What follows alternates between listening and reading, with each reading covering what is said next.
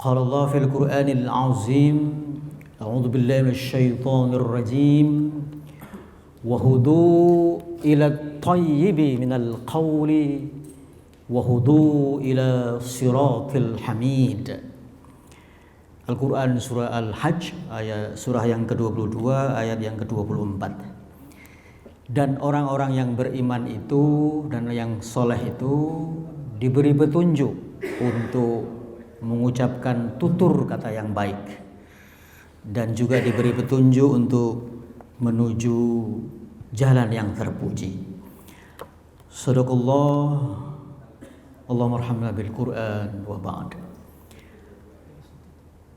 Jamaah salat zuhur yang dimuliakan Allah Subhanahu wa taala, saya diberi amanah dalam beberapa menit ke depan untuk sharing ya seputar topik yang memang saya geluti sehari-hari di kampus, tentang bagaimana kita mengaktifasi fungsi komunikasi dalam rangka merawat dan meningkatkan produktivitas kita, baik di wilayah profesional, kerjaan maupun personal ya, rumah tangga maupun persahabatan. Sambil menunggu filmnya main ya, saya antar. Kita punya handphone ya, secanggih apapun handphone kita, fitur kita mungkin banyak, fitur HP kita banyak fiturnya maksudnya. Sebanyak-banyaknya fitur handphone di saku kita, berapa persen kita memfungsikan fitur tersebut? Apakah semuanya kita fungsikan? Enggak ya. Kalau mau dihitung persentase, secanggih-canggihnya HP, paling-paling 20-30% fitur yang kita gunakan ya. Banyak fitur yang nganggur. Sepakat jamaah sekalian ya. Sama dengan komunikasi ya, kecakapan kita komunikasi. Sebatas difahami bahwa komunikasi itu ngobrol ya, chatting ya, sebatas mentransfer ilmu ya, sebatas itu. Menurut saya harus dipulangkan kepada posisinya yang pas, bahwa komunikasi tidak sekedar transfer pesan, tapi juga dia punya fungsi generatif ya, bisa meningkatkan harapan kita untuk memperbaiki hari-hari esok, dan produktivitas kita juga bisa diperbaiki dengan kecakapan berkomunikasi. Itu pengantar saya. Pengantar yang kedua, kita tahu bahwa Rasulullah Shallallahu Alaihi Wasallam adalah sosok yang fasih, betul ya? Kalau kita perhatikan bagaimana hadis-hadis yang kita baca, nanti saya contohkan salah satunya. Pilihan kata Rasulullah itu lugas, tegas, tepat, tuntas, dan mudah difahami. Jadi sosok Rasulullah SAW dalam buku tebal itu, judulnya Muhammad Inspirator Dunia, salah satu topiknya adalah Rasulullah SAW adalah sosok yang fasih dalam berbicara, dalam menyampaikan pesannya. Kenapa? Dibutuhkan keelokan dalam berkomunikasi, karena yang disampaikan adalah pesan-pesan suci. Bukankah begitu ya? Yang disampaikan adalah pesan-pesan samawi. Yang disampaikan adalah ajaran-ajaran yang punya maslahat besar dan jangka panjang, sehingga dibutuhkan keelokan dalam berkomunikasi, ketertarikan ya. Saya pernah menjadi jamaah di sebuah masjid, menikmati khutbah ya di sebuah masjid pinggiran kota ya. Mulai dari hamdalah sampai selesai khutbah kedua, 80% jamaahnya tidur ya. Saya kanan kiri semua menunduk, ada yang mendengkur ya, karena sang khotib asyik dengan dirinya sendiri ya. Sang khotib tidak paham bahwa ternyata yang disampaikan adalah pesan-pesan suci, ajaran samawi. Bagaimana orang mau memahami ajaran suci kalau cara menyampaikannya tidak menarik ya. Maka dibutuhkan sebuah kecakapan tertentu, hadirin sekalian. Jadi ibarat chef ya, pemasak atau tukang masak di restoran-restoran, seenak apapun resep makanan, bumbunya paling itu juga kan. Pasti ada unsur bawang merahnya, betul. Ada unsur bawang putihnya, ada unsur kemirinya. Tapi kenapa dia membuat enak? Sang chef lah, sang penyaji lah yang menentukannya. Demikian pula dengan ajaran-ajaran suci kita ini kadang-kadang disajikan secara secara menarik, secara tuntas oleh memang orang-orang yang memang tahu bahwa yang disampaikan adalah ajaran-ajaran suci. Nah, akan saya contohkan sekelumit saja karena waktunya sederhana sekali ya. Ini juga pernah saya sampaikan di acara Baitul Arqamnya UMJ ya. Saya koreksi, bukan UHAMKA tapi UMJ ya. Universitas Muhammadiyah Jakarta ya. Saya tinggal tekan saja ya. Oke, baik. Nah, ini saya contoh ya. Orang sayang belum tentu bertahan. Tapi orang yang bertahan sudah pasti sayang. Terserah hadirin ya. Apakah istilahnya ya, menganut paham ini atau tidak, itu terpulang kepada kita semua. Maksud saya gini, betapa kata-kata itu mempunyai daya pikat ya, atau daya pengaruh bagi jiwa dan perasaan kita. Ini tidak ada kaitannya dengan politik yang baru berlalu ya. Ada orang yang sudah lama bertahan, tiba-tiba ditinggalkan ya. Apakah dia masuk kategori sayang atau bertahan ya. Sama kayak orang tiap hari berangkat ke kantor. Apakah dia termasuk kategori betah di kantor atau terpaksa? Belum tentu ya kan. Banyak orang berangkat pagi bukan karena dia suka ke kantor, tapi kepaksa ya. atau di rumah apa? Gak ada orang. Boleh jadi. Karena banyak orang kalau di menjelang weekend, I love Friday ya. Saya suka Jumat. Kenapa? Besoknya Sabtu dan Ahad. Jadi dia nggak suka Monday. I hate Monday ya. Saya nggak suka Senin katanya. Artinya apa? Produktivitas memang terpengaruh ya. Ini salah satu contoh saja. Saya ingin mencontohkan bahwa kecakapan komunikasi ada kaitannya dengan masa depan dan produktivitas. Dalam makna produktivitas yang saya maksud adalah berapa banyak pekerjaan yang bisa kita selesaikan. Itu maksudnya. Dan berapa banyak kreativitas yang bisa kita produksi. Itu kalau berkaitan dengan produktivitas ya. Saya contohkan satu misalnya, apakah berkaitan dengan masa depan? Kecakapan berkomunikasi itu? Ya, ini contohnya. Ini contoh lain tadi ya. Di belakang pria sukses ada wanita hebat. Di belakang pria yang tidak sukses ada dua wanita. Dua wanita itu bisa bias, bisa istri dan bisa ibu ya. Jadi istri sama ibu. Ini bisa kajian tersendiri ya. Maksud saya yang ini, pertanda perceraian ya. Jadi di catatan Dukcapil di tahun 2021 ada 3 juta kasus perceraian. Berarti 300.000 kasus per tahun. Penyebab utamanya kalau kita tanya hakim-hakim agama, perselisihan, cekcok. Dan cekcok itu hidup di wilayah komunikasi. Ini anekdot saja, contoh real. Jadi ada istri menggugat cerai suaminya hanya gara-gara sang suami minta dibikinin kopi. Sang suami pagi-pagi teriak, "Mimin, bikinin kopi abang." Tiba-tiba sang suami maju ke suaminya, si istri maju ke suaminya, "Pokoknya nggak mau tahu. Saya minta cerai hari ini juga." "Kenapa?" "Ya Mimin itu siapa? Nama saya Sofia." Jadi meleset, salah panggil dia. Berarti ada cabang lain yang dia sebut tadi ya. Jadi gara-gara minta kopi, bukan minta kopinya yang pencetus cerai ya, tapi nama siapa itu Mimin itu ya. Itu hanya perselisihan. Dan banyak betul kasus perceraian rumah tangga itu hanya cekcok. Jadi siapa yang bilang bahwa komunikasi itu remeh-temeh? Enggak. Pertanda perceraian diungkapkan oleh seorang pakar rumah tangga namanya John Gottman ya, peneliti perkawinan, guru besar Washington University. Ada 7 prinsip yang membuat rumah tangga awet. Ini pertanda perceraian, semuanya di wilayah komunikasi. 1, kalau mulai ada kata-kata kasar ya yang terjadi di antara suami dan istri, itu sudah tanda-tanda. Itu determinator universal. Mengarahnya pasti ke perceraian. Wallahu alam, memang berkaitan juga dengan takdir misalnya ya. Mengecam pasangan ya, bukan mengeluhkan. Coba kita flashback ke masa-masa sebelum menikah misalnya. Jalan sama kekasih hati berkilo-kilo, betah itu kan. Tapi jalan sama istri yang ngedumel terus 100 meter aja, itu sudah capeknya luar biasa dia. Sering ya, betul.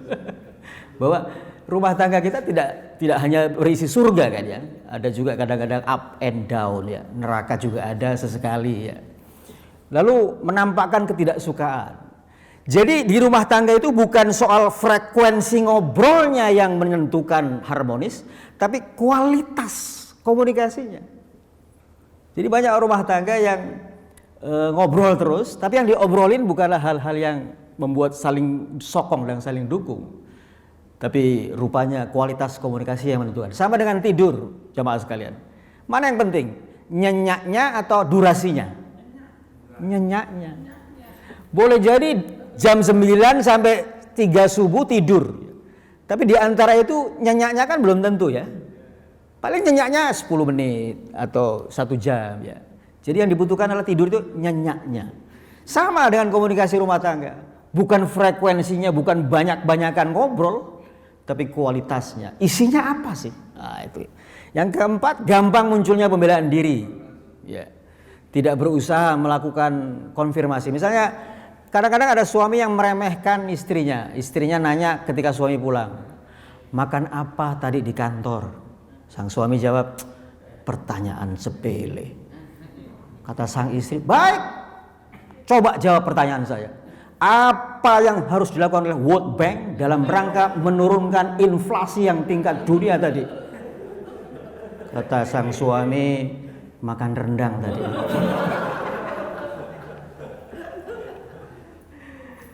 Jadi kadang-kadang kita ini nggak legowo sama istri. Istri juga butuh untuk dimenangkan gitu ya. Kata nasihat ulama, sekali-sekali bikin istri itu merasa menang di hadapan suami gitu ya. Nggak apa-apa, karena dia udah kecapean ya. Lalu yang keenam, bahasa tubuh yang negatif. Itu juga pertanda perceraian. Ini udah dibuktikan, ya ada juga yang meleset, bisa saja. Tapi secara riset, 6 tanda ini pertanda perceraian.